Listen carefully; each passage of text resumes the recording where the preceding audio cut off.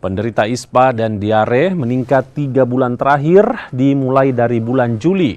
Tercatat sebanyak 1.942 kasus di bulan Juli dan 2.200 kasus di bulan Agustus atau naik 258 kasus. Sementara kasus diare pada Juli 2023 terdapat 187 kasus dan Agustus naik 245 kasus. Penderita ISPA dan diare tersebar dan dirawat di semua puskesmas di Kota Palopo. Penyebabnya diduga akibat dampak kemarau panjang atau El Nino yang berimbas pada udara tidak segar atau berdebu.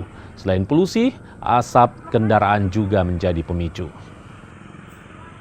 Dengan kondisi itu, kami dari Dinas Kesehatan Kota Palopo menghimbau kepada seluruh masyarakat Kota Palopo agar terus selalu berperilaku hidup bersih dan sehat.